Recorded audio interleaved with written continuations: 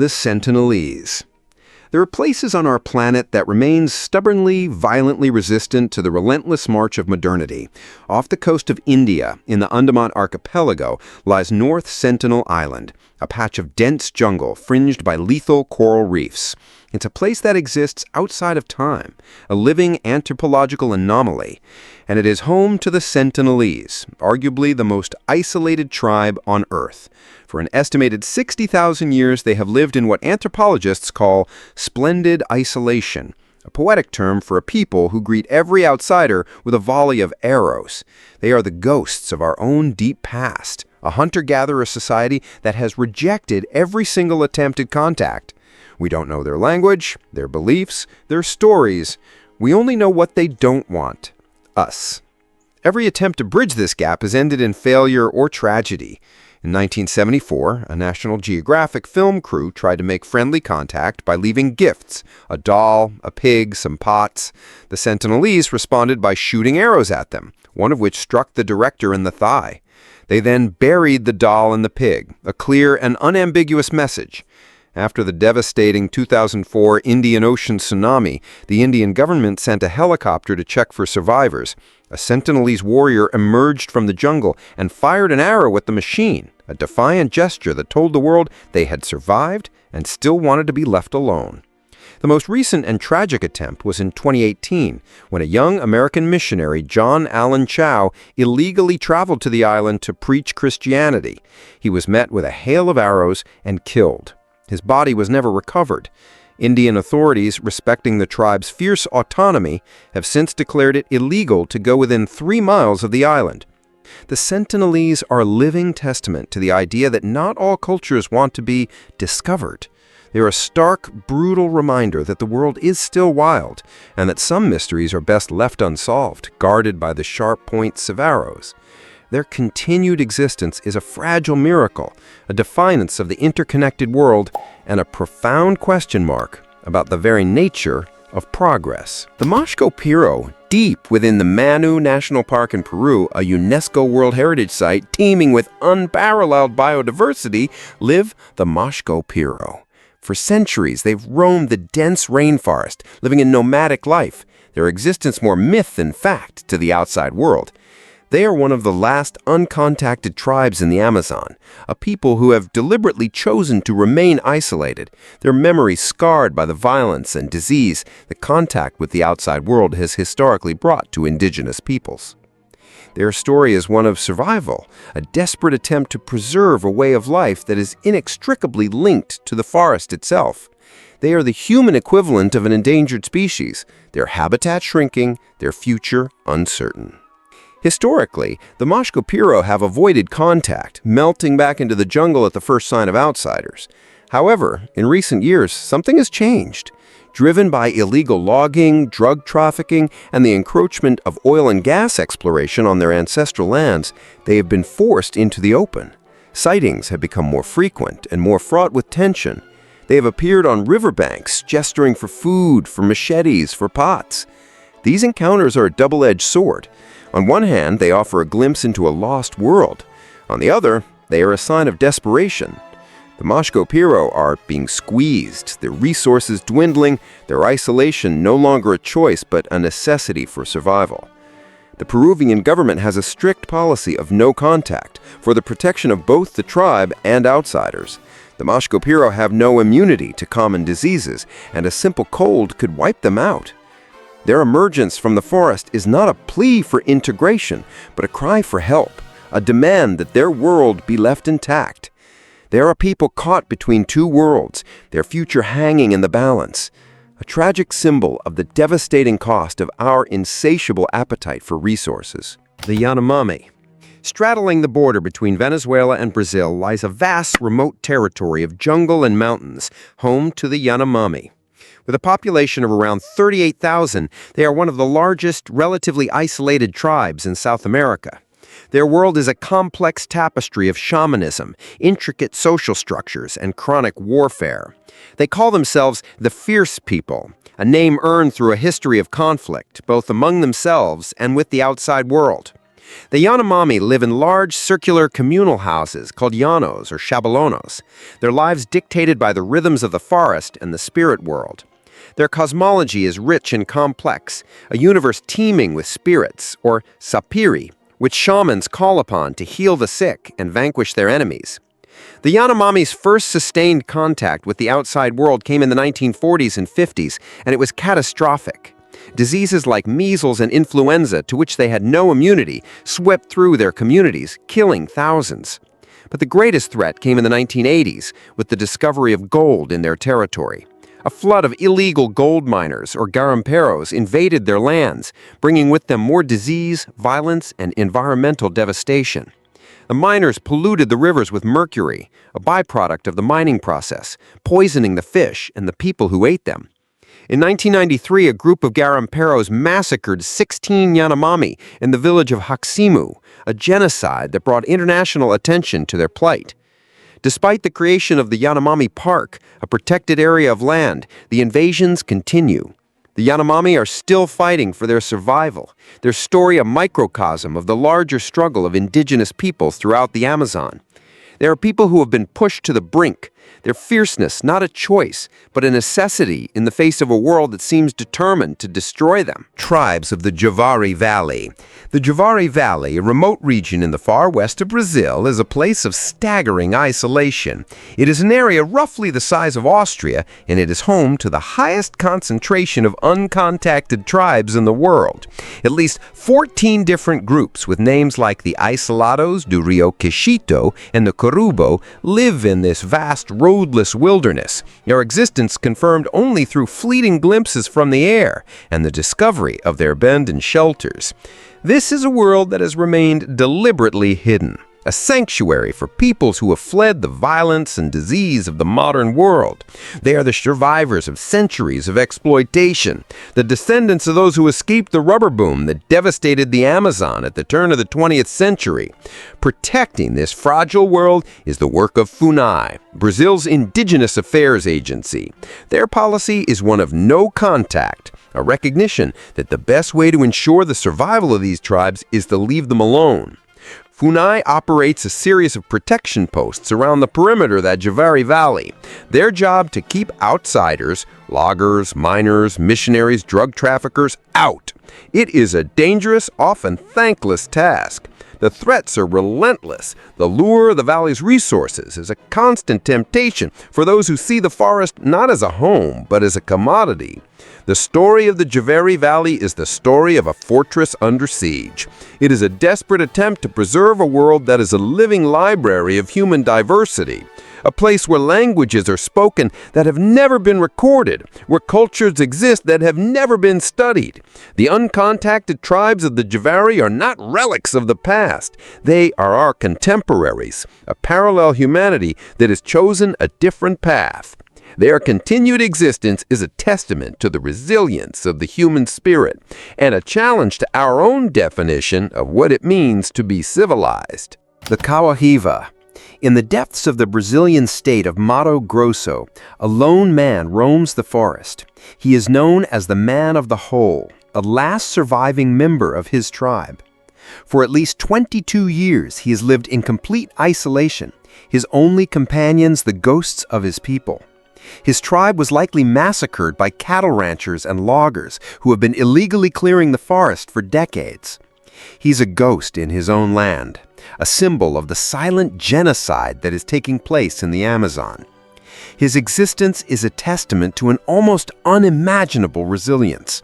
He survives by hunting, by gathering, and by digging deep holes, either to trap animals or to hide in.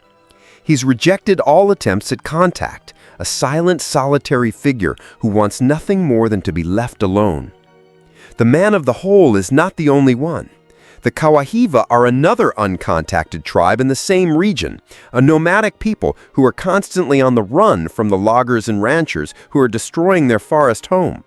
We know of their existence only through the traces they leave behind: abandoned camps, arrows, baskets. They are a people living in a state of perpetual fear, their world shrinking with every tree that falls. In 2013, a FUNAI team captured a chance encounter with the Kawahiva on film.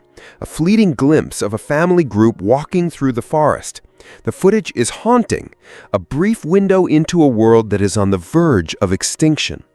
The story of the Kawahiva and the Man of the Hole is a story of profound loss. It is the story of the last speakers of a language, the last keepers of a culture, the last survivors of a people. Their fate is a stark indictment of our own society, a reminder that the price of our progress is often the annihilation of entire worlds. The Karubo, also known as the Caseteros, or club-wielding people, are another of the isolated tribes of the Javari Valley.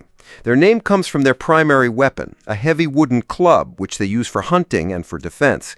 They have a reputation for being fierce and territorial, a reputation born out of a history of violent encounters with the outside world. For decades, they resisted all attempts at contact, their isolation a shield against the diseases and violence that had decimated other tribes in the region. Their story is a complex one, a tale of resistance, tragedy, and the difficult, often fraught process of contact. In 1996, after a series of violent clashes between the Karubo and local settlers, Funai made the controversial decision to initiate contact. The process was slow and painstaking, a delicate dance of trust-building and communication. The goal was to end the cycle of violence and to provide the Karubo with health care and a protected territory. The contact was successful, but it came at a price. The Karubo were exposed to diseases to which they had no immunity, and their traditional way of life was irrevocably altered. Today, a portion of the Karubo people live in a settled community, their lives a hybrid of traditional practices and modern influences. However, it is believed that there are still uncontacted groups of Karubo living in the deep forest, a reminder that the story of this tribe is not yet over. The Karubo are a powerful example of the complex ethical dilemmas involved in the issue of uncontacted peoples. Is it better to leave them alone, to risk their extinction through disease or violence, or to make contact, to offer them the benefits of the modern world, even if it means the end of their culture? There are no easy answers. The Ayureo. The Gran Chaco, a vast arid forest that spans parts of Paraguay, Bolivia, and Argentina, is one of the most rapidly disappearing ecosystems on Earth. It is also the ancestral home of the Ayureo, a tribe of hunter-gatherers who have lived in this harsh environment for centuries. The Ayureo are a people divided. Many were forcibly contacted by missionaries in the mid-20th century, their lives transformed by disease, debt, and the loss of their land. But in the heart of the Chaco, there are still small, uncontacted groups of Ayureo, a people who are living on the run, their world being destroyed around them. The uncontacted Ayureo are the last uncontacted tribe in South America outside of the Amazon. They are a nomadic people, their lives a constant search for food and water in a forest that is being bulldozed at an alarming rate. The Chaco is being cleared for cattle ranching, its fragile ecosystem being replaced by a monoculture of grass and cows. The Ayureo are being squeezed into ever smaller pockets of forest, their traditional hunting grounds disappearing, their sacred sites being destroyed. They live in a state of constant fear, the roar of the bulldozers a constant reminder of the world that is closing in on them. Their story is a desperate one, a fight for survival against overwhelming odds. They are a people who are being hunted, their only crime the desire to live as their ancestors have for centuries.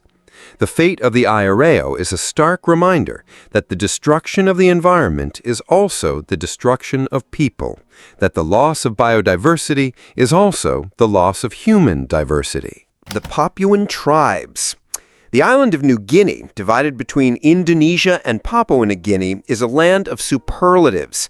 It is the most linguistically diverse place on Earth, with over 800 languages spoken. It is a land of rugged mountains, impenetrable jungles, and a staggering array of cultures, many of which have had little contact with the outside world. It is estimated that there are still over 40 uncontacted tribes living in the remote interior of the island, a testament to the island's extreme geography and its long history of human settlement. The tribes of New Guinea are a kaleidoscope of human diversity. From the Dani people of the Javari Valley with their elaborate festivals and ritualized warfare, to the Kurawai, who live in tree houses built high in the forest canopy. The island is a living museum of human culture. But this world is under threat. The Indonesian government has a long and brutal history of repressing the indigenous peoples of West Papua, their lands being exploited for their rich natural resources, gold, copper, timber. The tribes of Papua New Guinea face similar threats from logging, mining, and the encroachment of modern society. The story of New Guinea is the story of a world that is slowly being homogenized, its incredible diversity being eroded by the forces of globalization. The uncontacted tribes of the island are the last holdouts, a fragile remnant of a world that is rapidly disappearing. The Flecheros, also known as Arrow people, are another of the mysterious uncontacted tribes of the Javari Valley. Their name comes from their skill with the bow and arrow and from the distinctive design of their arrows, which are often poisoned with curare. They are a people who have deliberately chosen to remain in isolation, their history likely one of violent encounters with the outside world. We know almost nothing about them, their existence confirmed only through the discovery of their arrows and the occasional fleeting glimpse from the air. They are a ghost tribe, a people who have made themselves invisible in the vastness of the Amazon. The Flecheros are a symbol of the great unknown that still exists in the world. They're a reminder that there are still peoples who live completely outside of our interconnected, globalized society. Their decision to remain uncontacted is a powerful statement, a rejection of a world that they have likely come to associate with violence, disease, and death. They are a people who have chosen to live on their own terms, to preserve their own way of life, to be the masters of their own destiny. Their story is a mystery, and it is a mystery that we must respect. To try and contact them would be to risk destroying them, to shatter the fragile world that they have so carefully preserved. The Flecheros are a testament to the enduring power of human resilience and a challenge to our own assumptions about what it means to be human. The Piripkura. In a remote corner of the Brazilian Amazon, two men walk the forest. They are the last surviving members of the Piripkura tribe. Their names are Tamandua and Baita, and they're the last speakers of their language, the last keepers of their culture. For over 2 decades, they have lived in almost complete isolation. Their only contact with the outside world, a handful of encounters with a Funai team. Their people were likely massacred by loggers and ranchers, their story a tragic echo of the countless other tribes that have been wiped out in the name of progress. The story of the Piripkura is a story of incredible resilience and profound loneliness. They are 2 men against the world, their only possession a small patch of protective forest, their only hope the continued vigilance of those who are fighting to protect them. Their story is also a powerful symbol of the human cost of deforestation. Every tree that falls is not just a loss for the environment, but a threat to the very existence of people like Tamandua and Baita. They are the human face of a global crisis, a reminder that the fate of the forest and the fate of its people are inextricably linked. The Piripkura are a ghost of a people, a whisper of a language, a flicker of a culture that is on the verge of being extinguished forever. Their story is a tragedy, but it is also a call to action. A demand that we do everything in our power to protect the last remaining pockets of wilderness and the people who call them home.